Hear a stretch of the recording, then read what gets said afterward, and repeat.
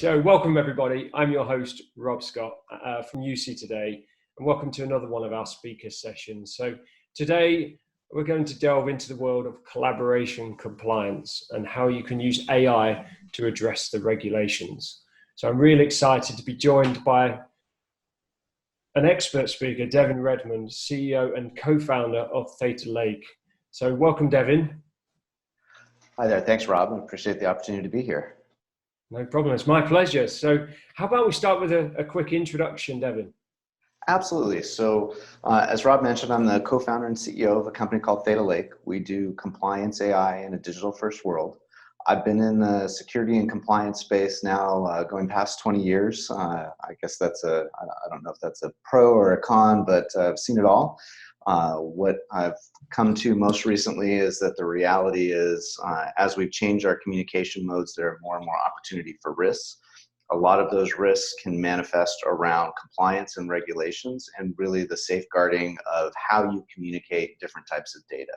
So that's what we seek to do at Theta Lake is modernize the compliance infrastructure to deal with modern collaboration platforms that may include voice, video, chat, sharing of documents, and being able to do things like detect risks across all of those, including visual content, including what is shared and shown on a screen.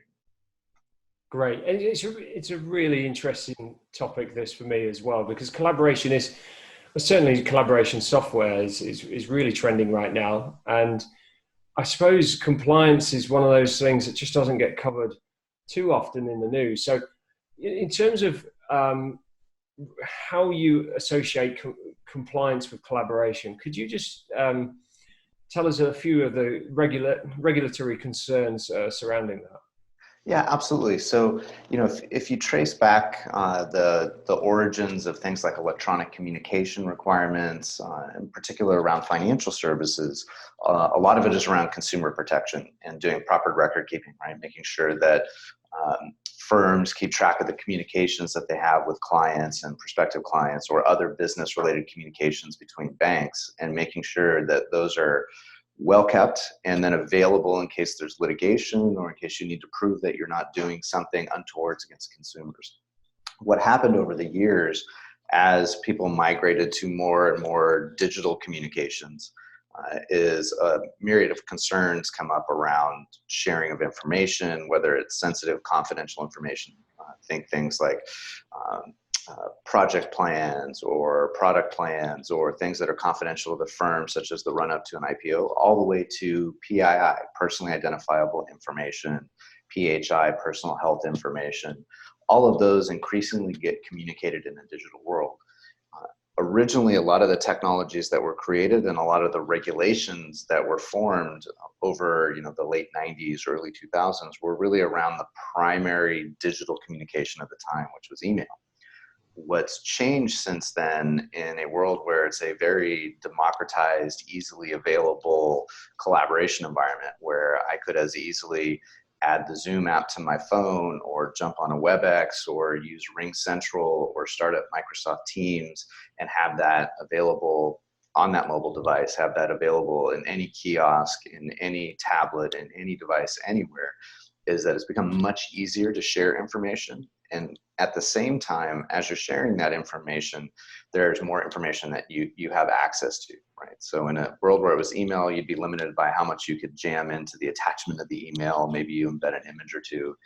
Now, if I'm connected on a Cisco WebEx, I have everything available at my fingertips to share, from files on my machine to whiteboards in the background to collaboration apps inside to the ability to show documents on the screen, all the way to if I'm on my corporate network, I can share everything that's available on the corporate network, all at my fingertips, all at the press of a button. It's all super easy for everybody who's participating in that. And so you'll see compliance requirements starting to adapt to the fact that there's so many more ways and so much more availability of information sharing and collaboration, that those same standards that applied to record keeping, consumer protection from financial services, all the way to data protection requirements, whether it's around individual privacy or whether it's around cybersecurity, are starting to shift, and the lens is starting to focus more and more on collaboration tools because they're becoming the norm,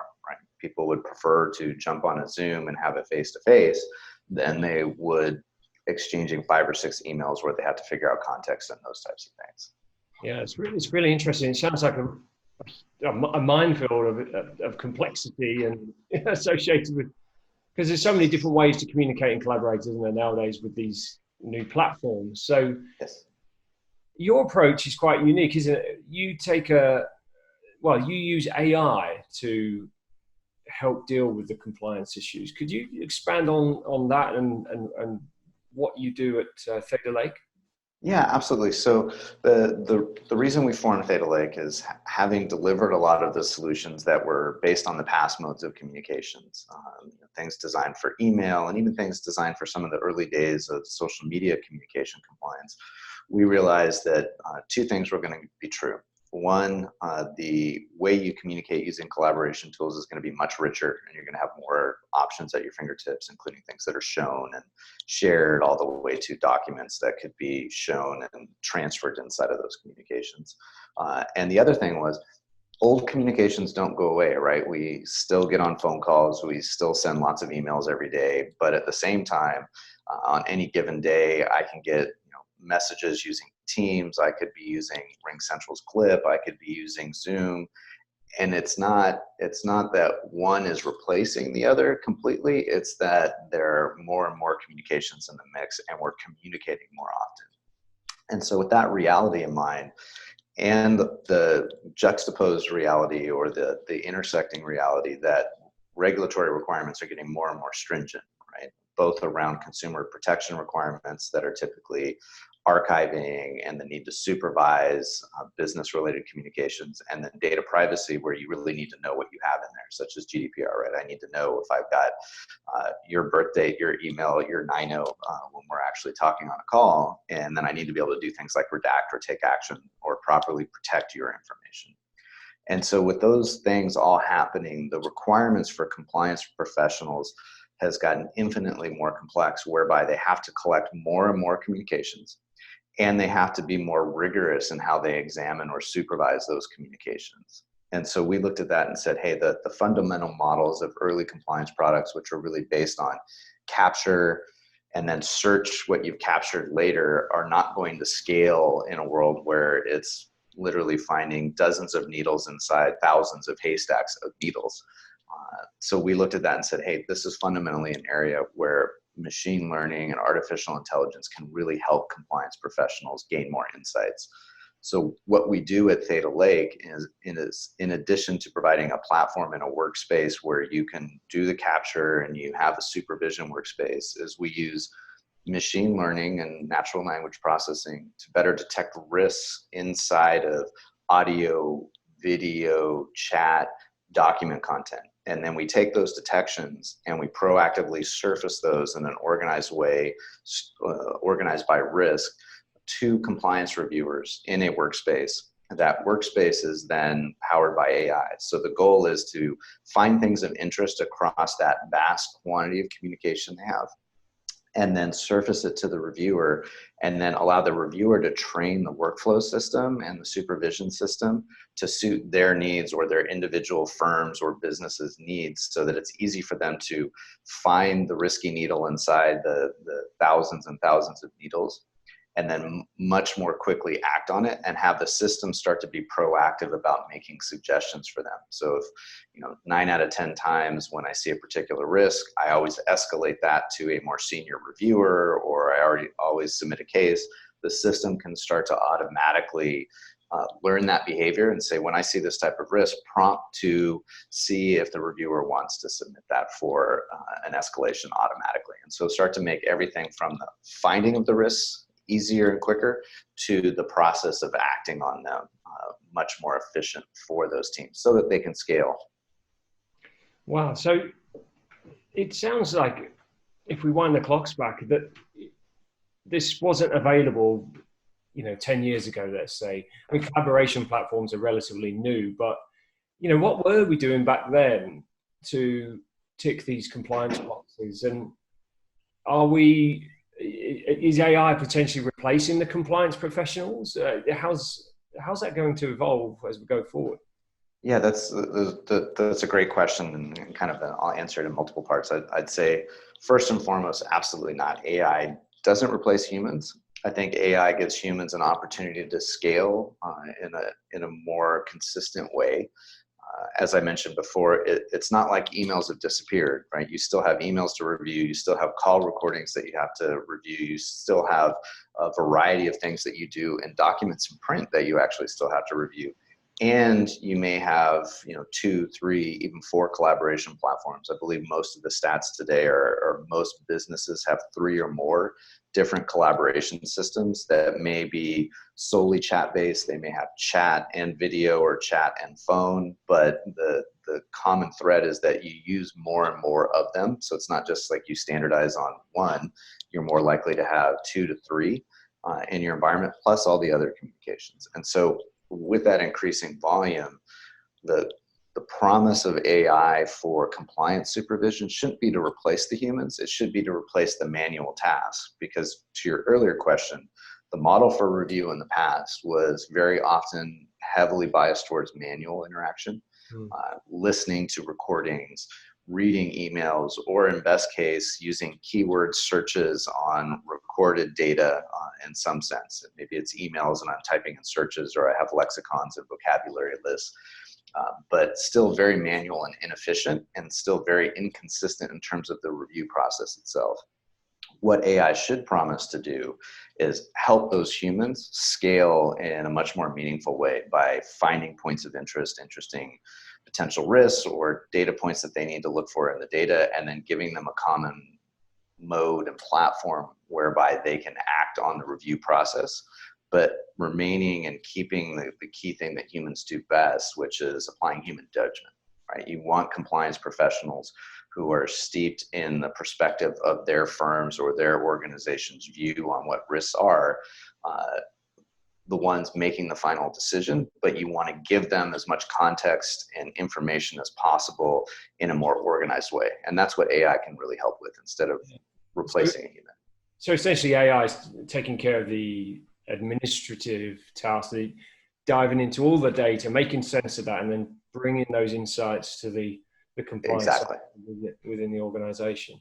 Exactly. And I think that's one of the misconceptions of a lot of areas of AI and machine learning, is that it replaces humans, or it somehow creates risk for humans because it might make mistakes in that environment, versus it allows a human to scale much more efficiently, but still gives them the control and the judgment to be applied on those scenarios for their organization.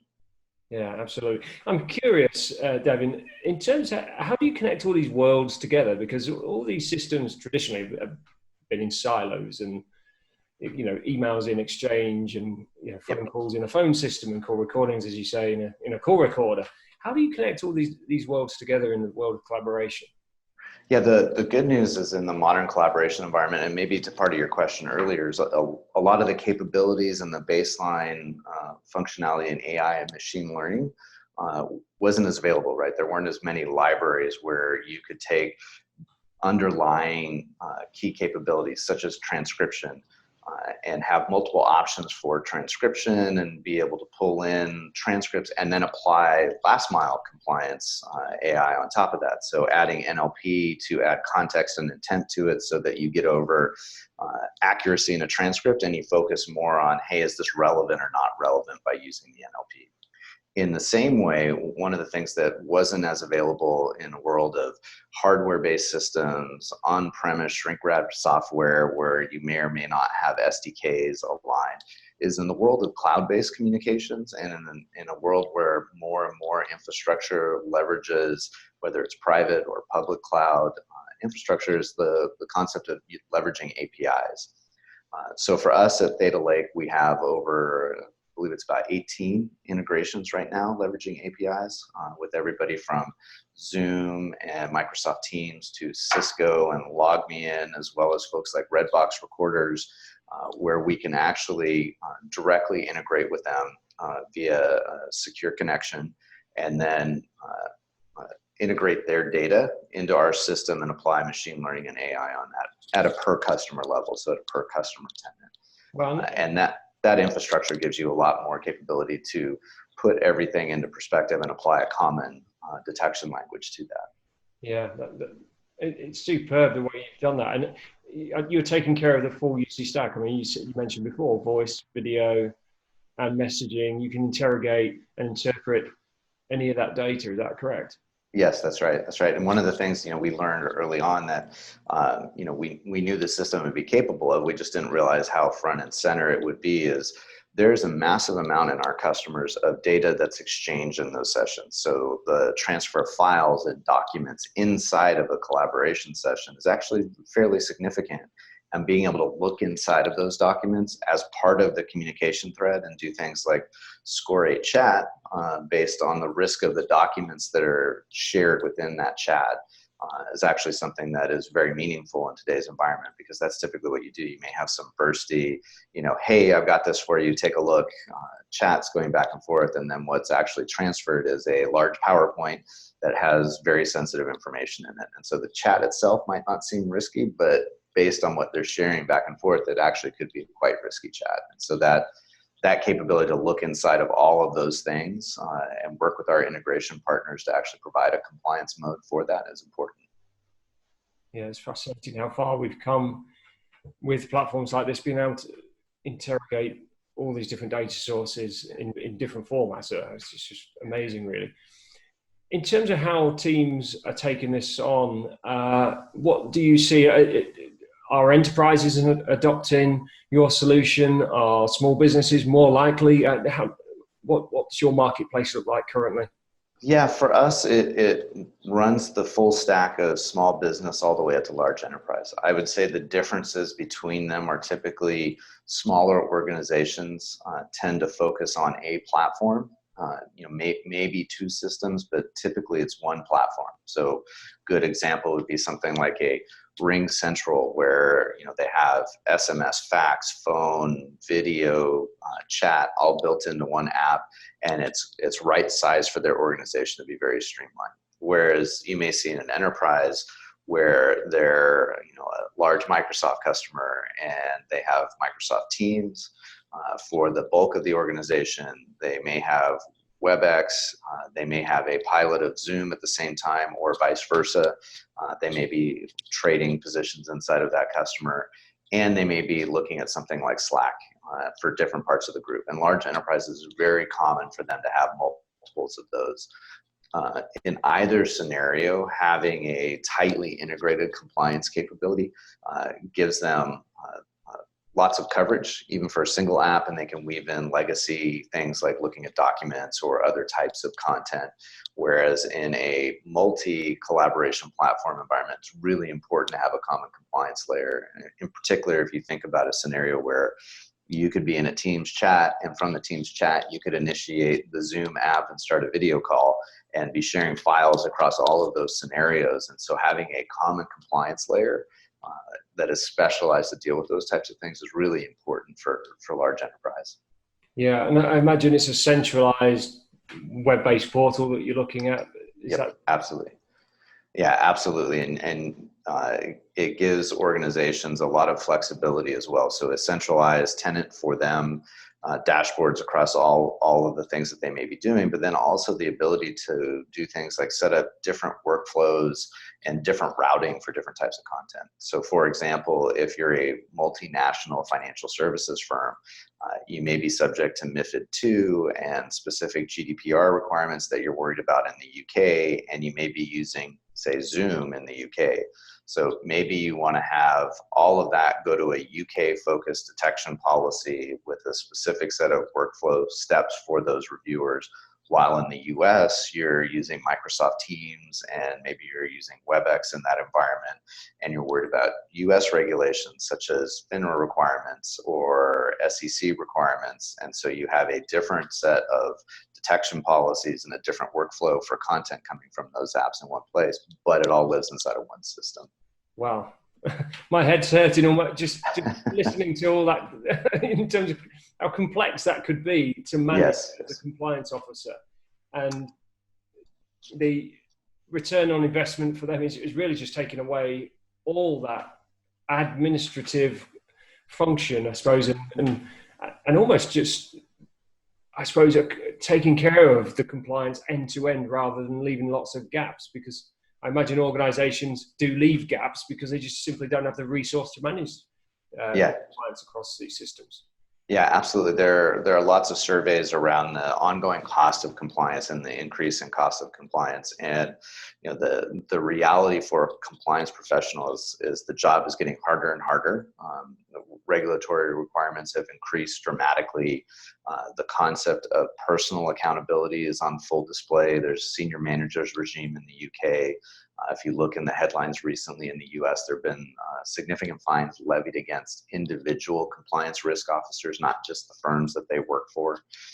And that reality for compliance teams means they have to be, as mentioned earlier, even more diligent than ever before on an increasing amount of content and communications across a broader set of regulatory requirements. And so it's making the job nearly impossible to do manually, if not completely impossible to do manually, and giving them a way to do that at scale that covers the complexity, that removes the manual burden, and improves their ability to defend their best effort on containing risk is really important. Well, Devin, you've got a fantastically specialized solution here for organizations, small and large, in a world where collaboration platforms are, as well as we know, trending and growing in their popularity. So, Devin, what do you think can happen going forward? I think given in the future, given that in 2019 alone, there were over $150 million in fines levied against financial services firms in the US and the UK just for communication monitoring failures. So $150 million just in a narrow set of the market for their inability to properly monitor communications is such a huge number, and it's growing even more quickly that the state of compliance for collaboration has to adapt, has to give compliance professionals and firms the ability to actually deal with those regulatory requirements, to deal with the safety and the security, frankly, of the people that are communicating on them. And so given that, it will drive the migration to modern compliance tools that leverage machine learning and AI, because it is the only way to scale to the complexity and the volume of communications, and do that in a way where compliance teams and risk teams can identify risk inside of those communications, act on it quickly, and protect the participants in that collaborative environment. Devin, thank you very much for coming online today to talk to us about the compliance and how you're using AI to really meet those challenges for organizations. So thank you very much. I encourage anyone to jump on Theta Lake's website to find out more and contact Devin and his team. But for now, thank you very much. Thank you. Appreciate the opportunity.